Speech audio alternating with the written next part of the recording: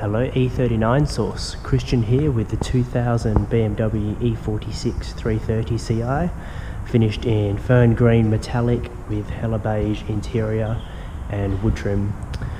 So this serves as a winter 2018 update video. The last one I did was in December of 2017, so it's been 6 to 7 months since the last video I did.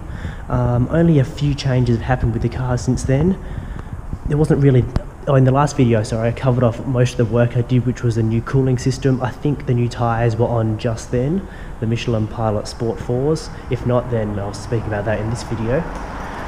So in the last 6 months, what have we had done? We'll start at the front of the car. So at the front of the car, I'll bring the camera down underneath.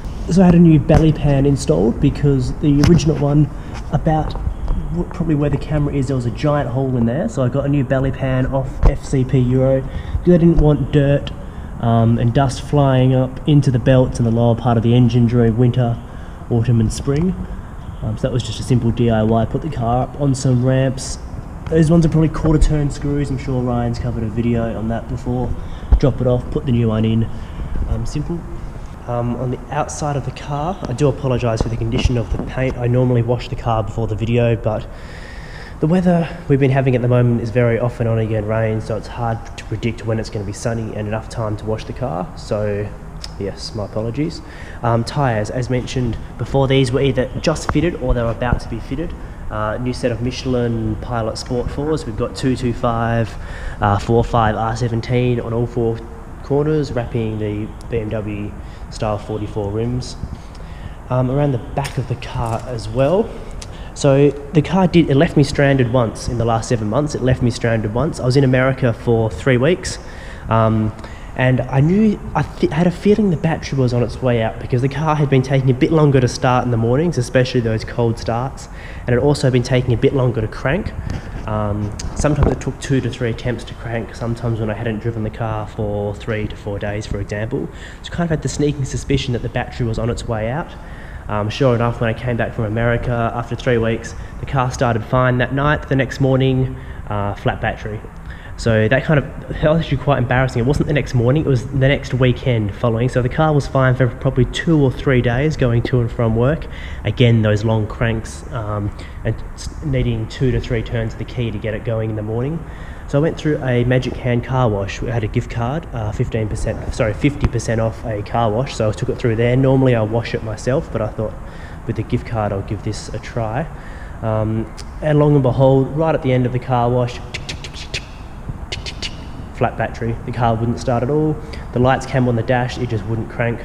I was sitting inside and I could see 3 or 4 of the blokes all crowding around the car doing like a turning of the key symbol. So I came out and I said, like, what's going on with the car, something wrong? And long and behold, the battery was dead, so they jump started the battery, my apologies, off a generator. The next morning I put a new one in. When I took out the old one, I'll try and insert a photo of the old battery. It was from 2008, so we're now 2018, so that battery was 10 years old. 10 years old from a battery. That's certainly the longest battery I've had. The guy at the battery shop, when I brought the old one in, he was surprised it made it that long. He said, have you been having any troubles with the car? And yes, long and behold, I have been having some electrical problems with the car, which was linked to the battery. Sometimes when I'll start the car, regardless of whether it was a cold start, regardless of whether I'd driven the car before, sometimes the radio just simply would not turn on. So I'd put the key into position 2 just before it cranked, so the radio would always spring to life, regardless of whether it was on CD, auxiliary, tape, it doesn't matter, radio, it would always spring to life. But when you go to start the car and the engine's running, sometimes the radio just would not turn on, and I would have a non-responsive 16:9 screen in the dash. I originally thought that was a bad BM53/54 radio module in the boot. So one of my main plan of attack was it was going to be a 4-step process I was going to use to diagnose the fault. I'll jump in the car and show. So when I go to start the car, this can also serve as a bit of a mileage update as well. Let's find the ignition barrel. So position 1, position 2, with all the lights on the dash. So what would happen here, that's just the dash cam turning on. So key in position 2, it will be fine. I'll go to start the car like I would now. It would just not, it would be unresponsive, the sound would be completely off.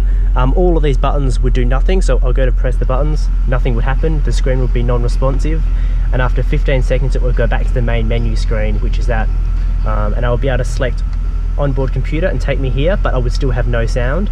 FM, AM wouldn't work, mode wouldn't work, this on-off button wouldn't respond, it was pretty much dead. So I thought either it was the BMW 53 or 54 unit in the boot, or it was this faulty 16:9 model, because this is from a later 2002 330i. I believe I covered that off in the introduction video. So yeah, I'm glad the new battery finished that, so this can do a mileage update. 135,260 kilometers. Yeah, absolutely no faults apart from the battery. That's been the main fault. In here the interior is in reasonably good condition as well, no real changes here. Dash cam hardwire install, I think that was done as well in the last video. What else has happened on the inside here? The new floor mats. I'm not sure if they're OEM, they at least look OEM enough to me to replace the black, the black floor mats to replace the beige floor mats on the driver's side, because I hop in and out of the car that many times, jumping in and out with shoes. It made sense to get black floor mats because the beige ones had turned very discoloured by the end of their life. I'm sure they were the original ones. Turn that off. Also on the outside, before winter of this year, I made it a goal of mine to get the rear brakes done because they were squeaking when I was going in reverse. So this has got brand new on all four corners ATE ceramic rotors, front and rear, and also ATE performance brake pads. I had the brake fluid flushed as well and put, was it .4 I think fluid in there.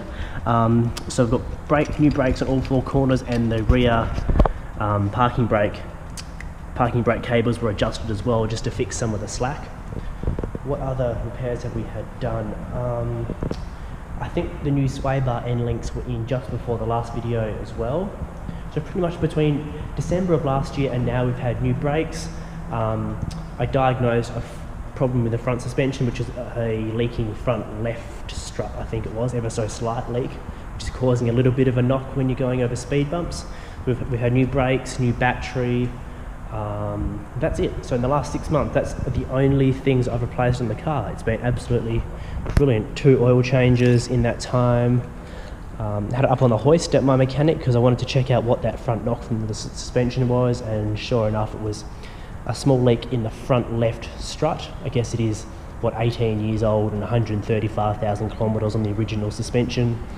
The only components of the suspension I've changed are the front sway bar end links. That's it, and control arm bushings, of course.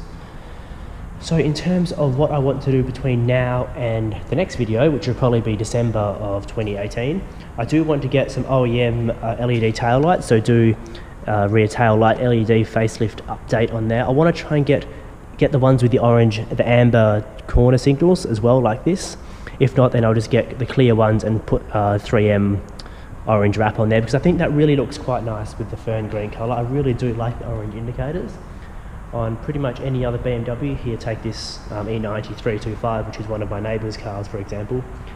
The clear indicators look much nice on these newer ones, especially with the silver paint. So yeah, on the lighter colours I think the clear indicators look much nicer, but on the darker and especially the fern green colour, I really do like the orange turn signals. So that will be one thing I want to get done, is the rear LED facelifted tail lights. I can't facelift the front because that will mean new bumpers and new quarter panels, new bonnet, because that was different between the pre and post facelift models, so that's not going to happen. And I'm quite happy with the front, so what I would like to get done is maybe a touch up. For example, fix that bit of stone chips down there and this sap that just doesn't not want to come off no matter polish, wax, washing. The only thing I haven't tried is cut and polish, and I don't want to try cut and polish on the paint because it's in quite good condition overall. So yeah, thank you for watching the video. I'll see if I can get Ryan to link the last one in the description below, and until next time, goodbye E39 sauce.